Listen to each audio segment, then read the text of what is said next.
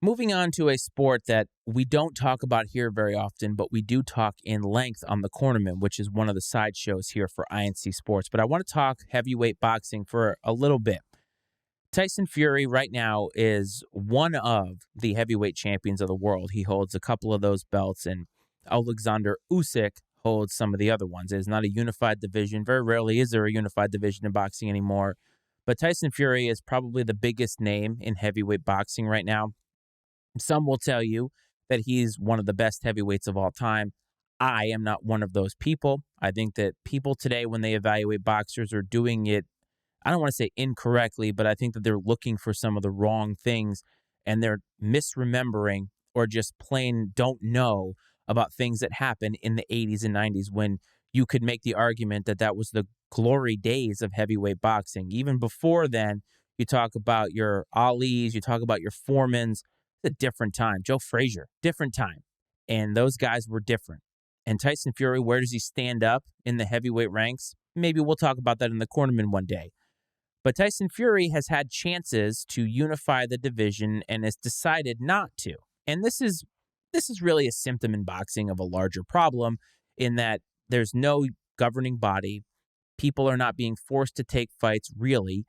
And you can duck a guy for a paycheck. I'm not saying that Tyson Fury is ducking Usyk because they are scheduled or were scheduled to fight in December.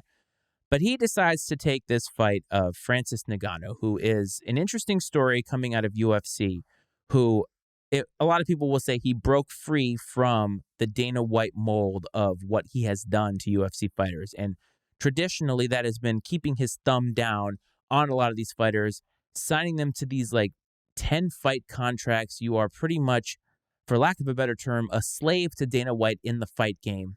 And Francis Ngannou said, I'm not going to do that anymore because I believe that my earning power can still happen outside of UFC, that I can overcome what you think is you have over me. So they signed this mega fight with Tyson Fury and Francis Ngannou, who has nothing to lose in this fight at all because there's a payday coming that's going to be more than he would have made with UFC. But this fight gets made, and the lead up to it was pretty benign, I think. Although a couple things that I took away from that, the biggest thing was Tyson Fury. Now, Tyson Fury is a guy who knows how to sell a fight. That I will give him. He's a great wordsmith, very similar to Ali in that fashion, but nowhere near as talented, obviously, in the word game. But he knows how to sell a fight. The fight game is dirty. It always has been. It's been the underbelly, the sewer of promoting any type of sport, any type of matchup. It's the only place in sports where we can still do things racially and other things. And because it's just where it is. And for some reason, it is something that it's unspoken that you can do this. So Tyson Fury in the lead up has done what you kind of expect Tyson Fury to do, which is to lean into I'm a boxer, I'm the heavyweight champion, and he's not a boxer. He's an MMA guy. I'm a pure fighter.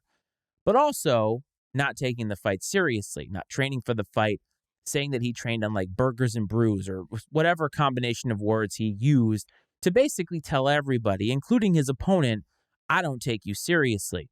Many people thought that maybe that was just a tactic. It's just Tyson being Tyson.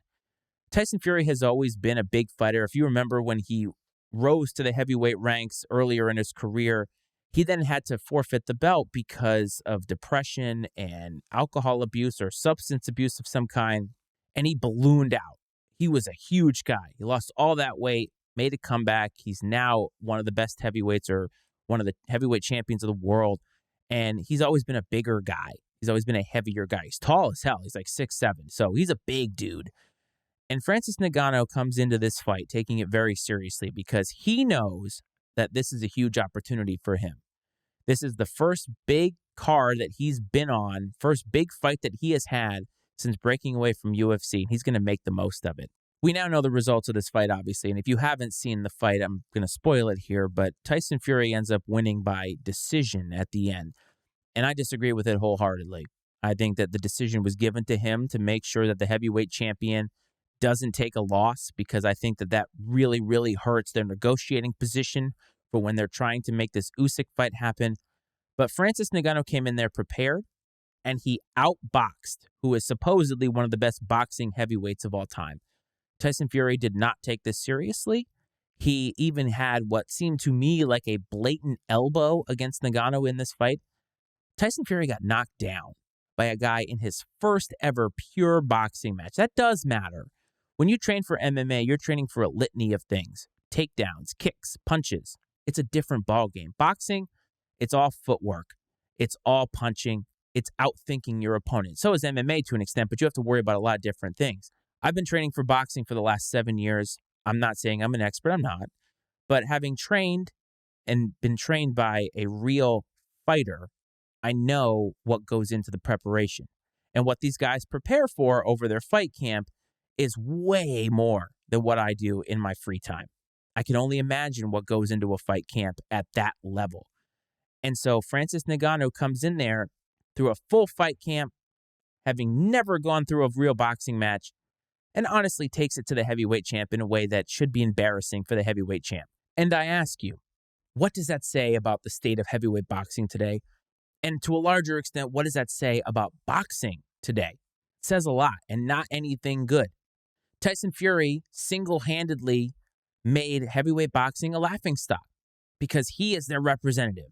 Most people know who Tyson Fury is if they have a tangential awareness of boxing. They don't know who Alexander Usyk is because he's not a guy, unfortunately, that moves the needle despite the fact that he's very talented, cleaned out cruiserweight, came up, and is starting to clean out heavyweight.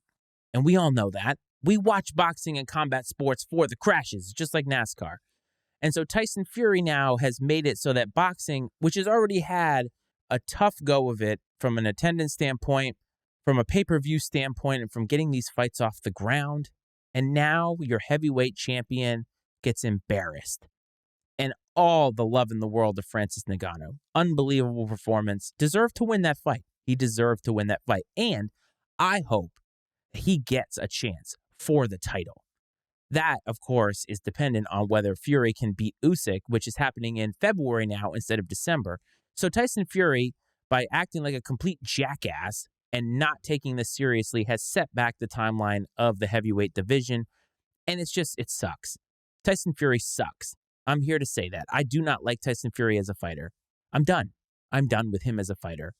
I'm fully behind the heavyweight division being led by somebody else.